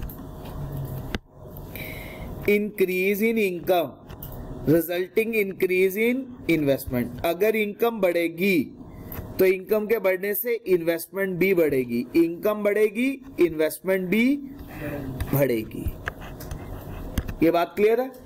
मल्टीप्लायर में क्या बोला था? इन्वेस्टमेंट बढ़ेगी तो आउटपुट। यहां पे क्या बोला है? इनकम बढ़ेगा तो और साथ ही साथ इन्वेस्टमेंट भी बढ़ जाएगी। तो रिलेशनशिप डिफरेंट है। तो बच्चे investment is a function of income. अच्छा बच्चे चेंज इन इन्वेस्टमेंट, और ये बीटा किससे रिप्रेजेंट करता है? एक्सीलरेटर थ्योरी से। तो ये रिलेशनशिप बना change in investment over change in output. कोई मुश्किल बात तो नहीं है बच्चे? चलो जी बच्चे इसके लिए मैं टेबल बनाता हूं। पहले टेबल बना के अच्छे तरीके से बात समझ लेते हैं। थ्योरीज आप फिर खुद पढ़ लेना, मैं इसकी शॉर्ट समरी भी भेज दूंगा आपको। बात तो सेम ही है, आउटपुट को पहले रख दो होगा तो नहीं, ऐसा नहीं हो सकता। मैं आपको एक मिसाल देता हूं, आप नहीं, सही नहीं कह रहा ना, बात कुछ और है। देखो, गाड़ी से बाहर एक इंसान मौजूद है और गाड़ी बहुत तेज स्पीड में आ रही है, गाड़ी की स्पीड बढ़ी, आपने कहा इसने एक्सीलरेटर दबाया होगा। और दूसरी बात यह है कि एक्सीलरेटर दबाएंगे तो गाड़ी की स्पीड बढ़ जाएगी। ये यहां पे इकोनॉमी में सेल्फ सस्टेनिंग प्रोसेस है। एक पर्सन ने इन्वेस्टमेंट की, आउटपुट बढ़ गया, आउटपुट बढ़ा, इन्वेस्टमेंट ऑटोमेटिकली बढ़ जाएगी और इकोनॉमी पूरे का पूरा फ्लो करती जाएगी, सेल्फ सस्टेनिंग प्रोसेस होना शुरू हो जाएगा। ये ऑटोमेटिकली एक दूसरे को सपोर्ट करता चला जाएगा। इन्वेस्टमेंट बढ़ी, आउटपुट बढ़ा, आउटपुट बढ़ा, दोबारा इन्वेस्टमेंट खुद ब खुद बढ़ गई। इन्वेस्टमेंट बढ़ी है मल्टीप्लायर की थ्योरी से, आउटपुट बढ़ गया, आउटपुट बढ़ा एक्सीलरेटर की थ्योरी की वजह से, इन्वेस्टमेंट बढ़ गई। इन दोनों की डायरेक्शन ऑपोजिट है, ठीक हो गया ना, डायरेक्शन ऑपोजिट। अच्छा बच्चे, ये हम जरा एक कॉन्सेप्ट समझते हैं तो हमें और अच्छे तरीके से बात समझ में आएगी। अच्छा बच्चे, आपको बनाने से पहले बता दूं, ये अगर आप बना रहे हैं तो इस तरह से बनाइएगा, 2 पेजेस पे मुकम्मल होगा आपका। ऐसे मेरे साथ अगर बना रहे हैं, बाद में आप कहेंगे कि ये हम तो नहीं बना सकते इतना लंबा, तो आपको कम से कम 2 पेजेस पे बनाना पड़ेगा मेरे साथ। मैंने 2 टेबल इकट्ठे बनाने हैं।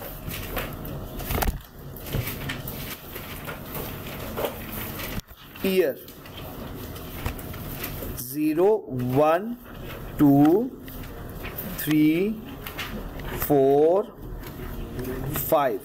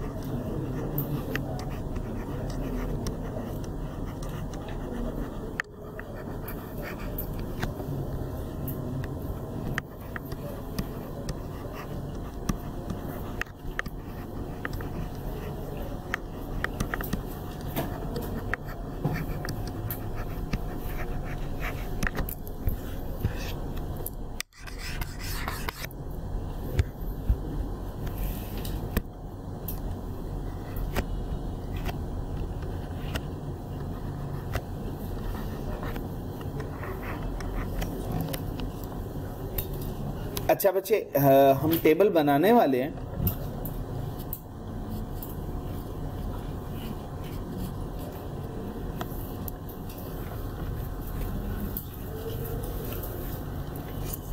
मैं कहता हूं लेट्स सपोज आउटपुट है 120 और स्टॉक ऑफ कैपिटल है 360।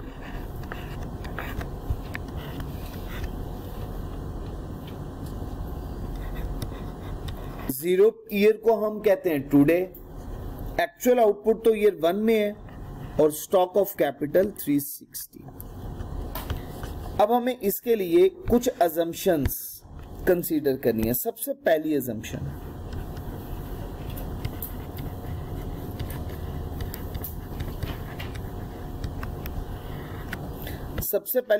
है कैपिटल आउटपुट रेशो इसको कहते हैं COR, capital output ratio.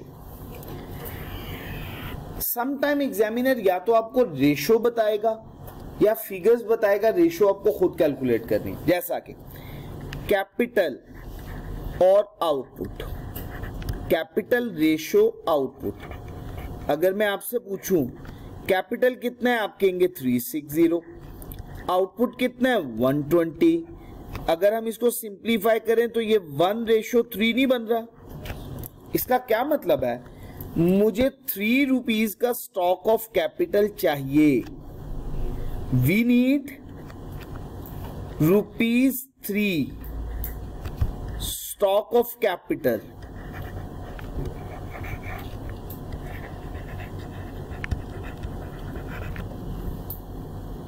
To produce output of ₹1। 1 रुपए की गुड बनाने के लिए कितने का स्टॉक ऑफ कैपिटल चाहिए, 3 रुपए का स्टॉक ऑफ कैपिटल चाहिए। ये है ना कैपिटल आउटपुट रेशियो।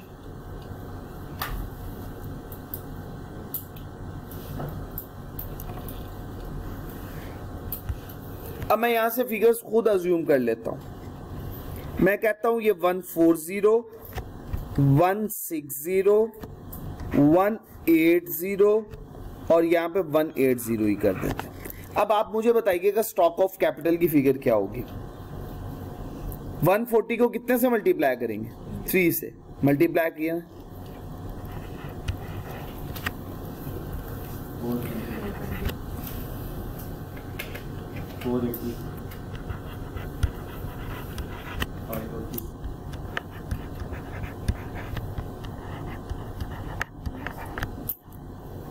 ये है बच्चे कैपिटल आउटपुट रेशियो। पहली अजम्पशन से हमने ये कॉलम फिल कर लिया।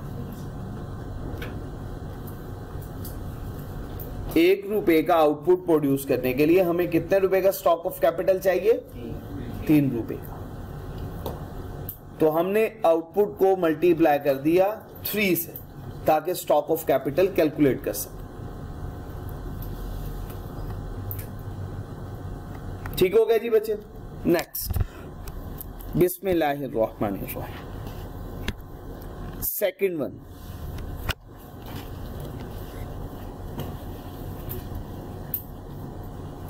सेकंड वन बड़ी इंपॉर्टेंट बातें हैं। अच्छा बच्चे, नेट इन्वेस्टमेंट हमने कैलकुलेट करना है। नेट इन्वेस्टमेंट के लिए बच्चे हम 2 फॉर्मूलाज यूज करेंगे। पहला, net investment is equal to change in stock of capital, change in stock of capital, और net investment is equal to 3 multiply by change in output. या बच्चे इसका फॉर्मूला इस तरह से लिख लें, change in output multiply by capital output ratio, capital output ratio. तो मैं दोनों फॉर्मूला से आपको कैलकुलेट करके दिखाता हूं, ये देखिएगा। अच्छा बच्चे, सबसे पहले यहां पे तो कोई चेंज नहीं आएगा, ये 360 में भी कोई चेंज नहीं। आप पहले इधर देखो, नोट करो, इधर तवज्जो करो, नोट कर लीजिएगा बाद में। अगर बच्चे मैं कहूं 420 में से 360 को माइनस कर दें, कितना आंसर आएगा, ऐसा ही है, कोई दिक्कत। अगेन अगर मैं कहूं 480 में से 420 को माइनस करूं, अगेन 60। बच्चे अगेन 540 में से 480 को लेस कर दो, 60। अब मैं कहता हूं बच्चे 540 में से 540 को लेस कर दो, 0। एक तरीका था ये। दूसरा तरीका क्या था, दूसरा तरीका ये था कि बच्चे आप 140 में से 120 को करें माइनस, 140 में से कितने माइनस किए? 120। आंसर आया 20। इस 20 को मल्टीप्लाई करें 3:1 से, तब भी आंसर 16 ही बन रहा। अगेन 160 में से 140 लेस करें 20, इसको मल्टीप्लाई करें 3/1 विच इज इक्वल टू क्या हो गया बच्चे? 60। और बच्चे नेक्स्ट 180 में से 160 लेस किया, 20 multiply by 3:1 is equal to 60। और यहां पे बच्चे आंसर 0 आना है। तो दोनों में से कोई भी फॉर्मूला यूज करें तो नेट इन्वेस्टमेंट का आंसर हमेशा वही आना,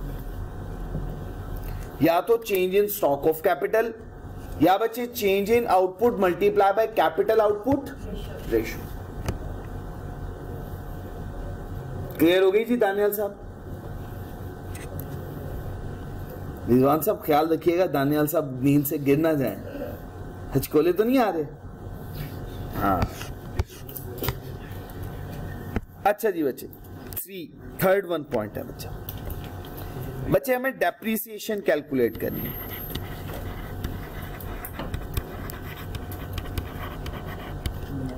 डेप्रीसिएशन के लिए हम अजम्पशन ले रहे हैं depreciation is equal to 10% of previous year, क्या बोल रहा हूं? Previous year stock of capital, previous year stock of capital, पिछले साल के स्टॉक ऑफ कैपिटल का 10%।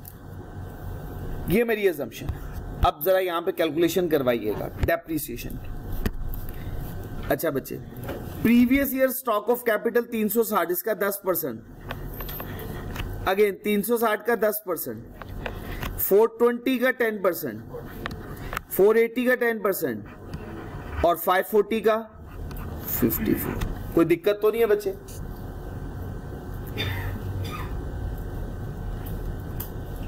नेक्स्ट बच्चे assumption fourth one, gross investment.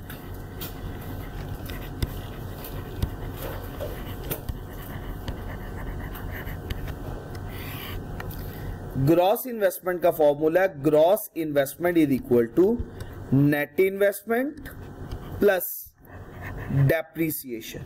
Net investment में किसको ऐड करना है? डेप्रीसिएशन। जी बच्चे, ग्रॉस इन्वेस्टमेंट कैलकुलेट करने में नेट इन्वेस्टमेंट प्लस डेप्रीसिएशन 0। अच्छा बच्चे, 0 प्लस 36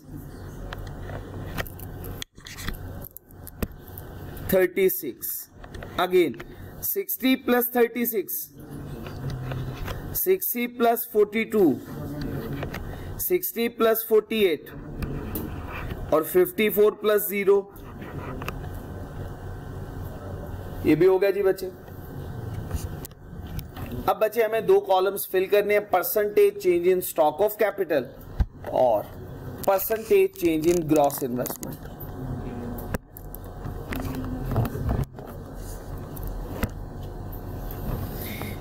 अच्छा बच्चे, इसके केस में भी कैलकुलेशन नहीं होगी, इस केस में भी नहीं। इस केस में कैलकुलेशन करूंगा। देखो 420 माइनस करें इसमें से 360, डिवाइड कर दें 360 से, मल्टीप्लाई कर दें 100 से। बताइएगा परसेंटेज कितनी कैलकुलेट होगी? 20%।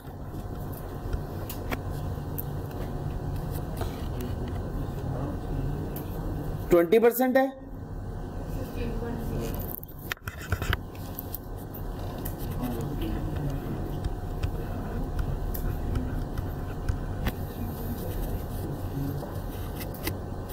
अच्छा बच्चे, नेक्स्ट 480 माइनस करें बच्चे 420, डिवाइड करें बच्चे 420, मल्टीप्लाई करें 100 से।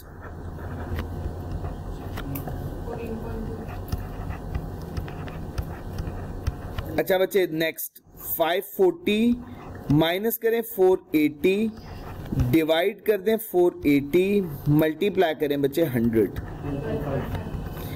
12.5। और लास्ट पे बच्चे कोई परसेंटेज नहीं आएगी। ठीक हो गया? तो ये percentage first one, second one and third one. अब हम कैलकुलेशन करने वाले हैं percentage change in gross investment की। जी बच्चे 96 minus 36 divided by 36 multiply by 100, 60%, 16.67%। Next बच्चे 102 minus 96 divided by 96 multiply by 100,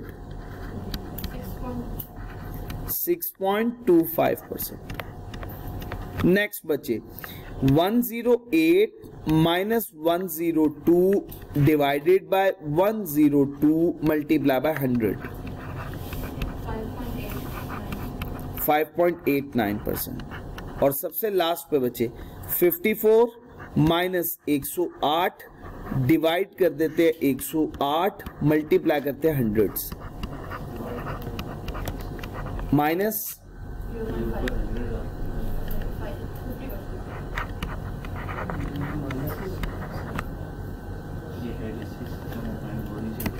क्या हुआ?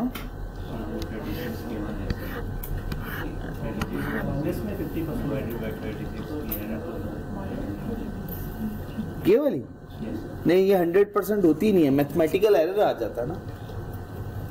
बेस बनाना है आपने जीरो को, 36 minus 0 divided by 0 multiply by 100। वो आपको पता है वो इतनी बड़ी फिगर है कि जिसको कैलकुलेट भी नहीं किया जा सकता, उसको इंफिनिटी बोल देता है। अच्छा बच्चे, अब आपके सामने ये बात समझनी है गौर से, मैं जरा इसको थोड़ा सा जूम कर रहा हूं। ये देखिएगा बच्चे, हमने क्या बात सीखी? हमने सीखा अगर आउटपुट बढ़ेगा तो ग्रॉस इन्वेस्टमेंट भी बढ़ेगी, लेकिन ग्रॉस इन्वेस्टमेंट शुरू में बहुत तेजी से बढ़ेगी, फिर उसका रेट स्लो हो जाएगा आउटपुट की बनिस्बत। आउटपुट का रेट इतना स्लो नहीं हुआ, इन्वेस्टमेंट का रेट बहुत स्लो हो गया। इन्वेस्टमेंट का रेट स्लो हो गया जब आउटपुट नहीं बढ़ रहा, इन्वेस्टमेंट हमारी नेगेटिव हो गई। क्यों, ऐसा क्यों हुआ?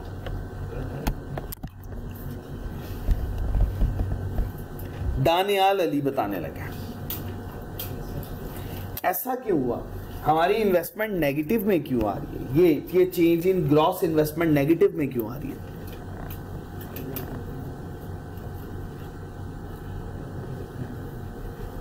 शाबाश, बिल्कुल सही बता रहे हैं,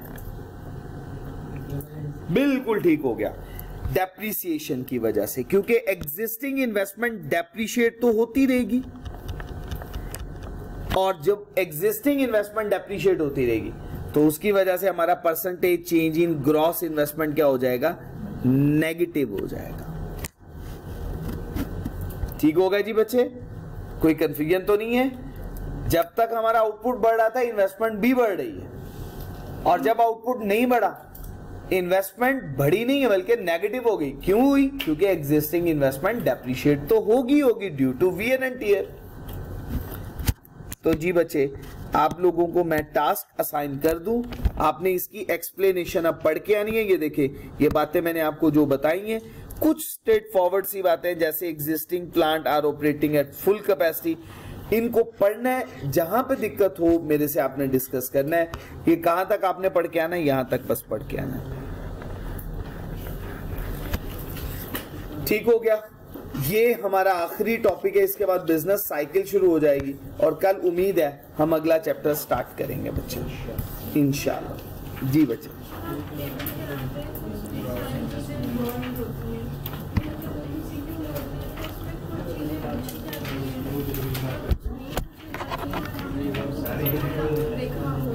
आऊज़ु बिल्लाहि मिनश शैतानिर रजीम, बिस्मिल्लाहिर रहमानिर रहीम, सुब्हानक अल्लाहुम्मा व बिहम्दिका अशहदु अल्ला इलाहा इल्ला अंता अस्तगफिरुका व अतूबु इलैक। अस्सलामु अलैकुम व रहमतुल्लाहि व